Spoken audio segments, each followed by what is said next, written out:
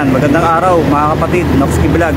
Nandito tayo ngayon sa Rusi, Dinulupihan, Bataan para mag-update para dito sa Rusi Flame 150 Fi. Ito naman ay matte black. Yan, tapos meron dun sa likod yung glossy red naman. Ito yung naunang lumabas na 2 bulb compared mo dun sa ilalabas nilang bago dahil 4 bulbs na. Para ka lang naka Raider 150 nun.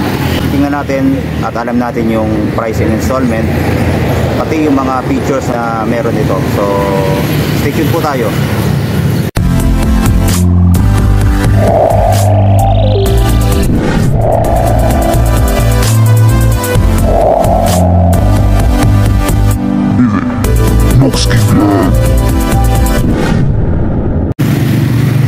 So ayan, ito po yung kulay black ng Rusi Flame 150 Fi.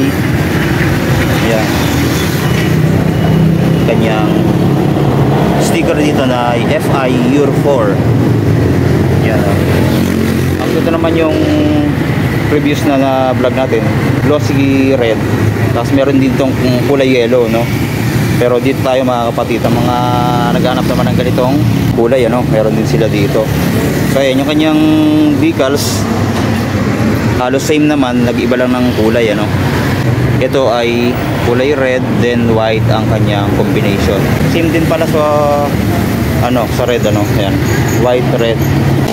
Magandahan dito, digital panel na. Ayan, ang ganda ng design niya dito. Meron siya ditong kulay silver design.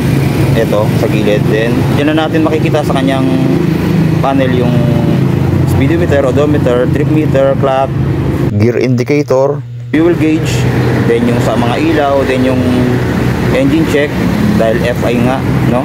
Tapos kagandahan dito, naka shutter lock in siya. Ayan, no? Very secured na yung ating motor, no?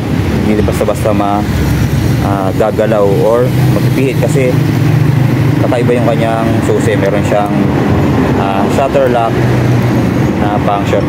Makita natin dito. Ayan naman yung tatak Rusi, no? Tapos pang magandang features, ayan, no? Makikita nyo dito yung kanyang USB charging port. Yan, ready na rin mga kapatid. Tapos sa forma mga kapatid, pagtingnan natin side na to, sporty talaga ng forma nito. Para siyang pinaghalong Raider Fi and then Honda RS 150 Fi. Napakaangas talaga ng datingan nito, no? Lalo na dito sa kanyang mugs. Nakita natin ang ganda ng design ng kanyang mugs dito. Yan, para siyang pa-flower type. Then may kulay silver at matte black finish. Tapos yung kanyang disc brake sa harap, ayan, napaka ganda rin ng forma. Ayan, no? Malaki din siya mga kapatid. Tapos naka dual flat caliper na kulay black.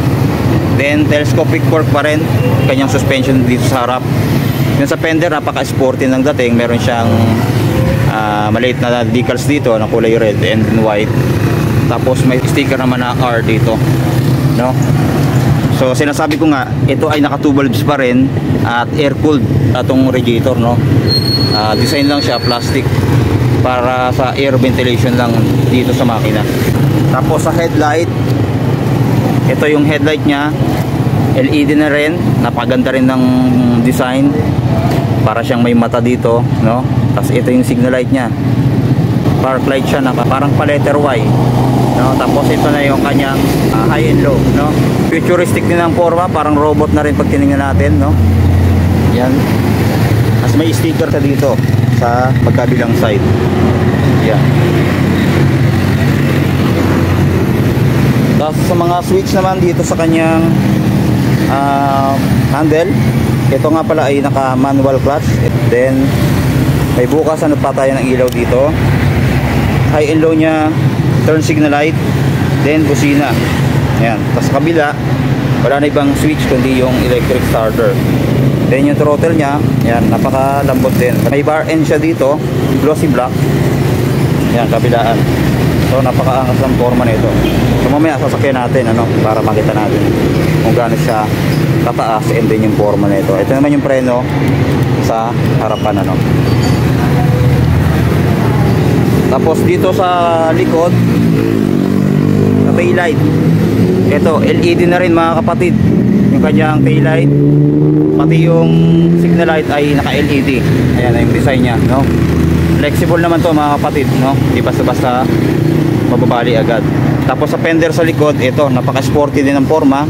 Tapos flexible din yung kanyang fender. Tapos may ilaw din dito yan sa kanyang plate holder. Tapos ito na yung kanyang plate holder na Rusi, then sabot-sabot lang nakalagay. Rusi baka naman sa December. Awit. Then sa likod, ang kagandahan mga kapatid ay naka-disc brake na rin. Tapos naka-single pad caliper na malaki. Yung gulong niya sa likod, ang size naman dito ay 110 by 70 by 17. Gandahan, tubeless na itong gulong nito.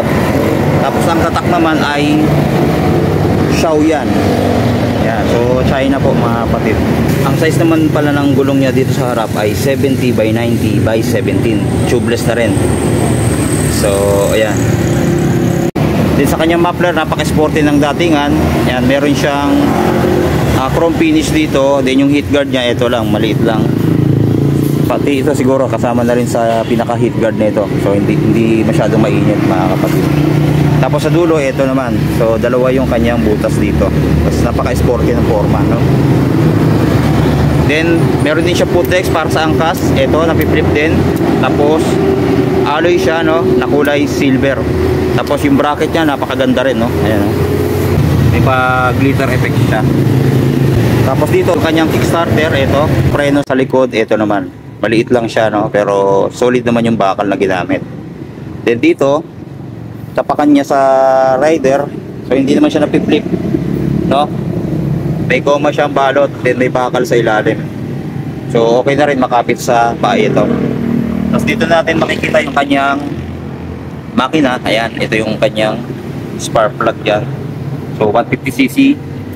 So napakalakas na rin ito. Tapos siyempre FI na, kaya matipid na sa gasolina, no?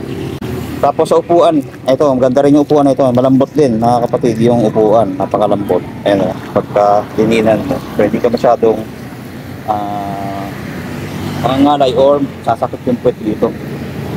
Sa kanyang grabber, ito naman, so glossy black din yung kanyang kulay. Then may Rusi naman dito sa gitna, no?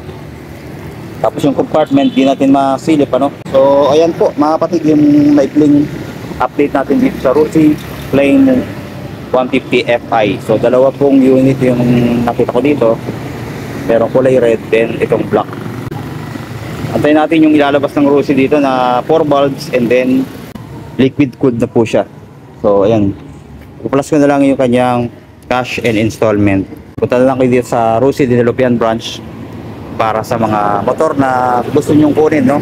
Meron din dong Gamma 200 na latest design, ano?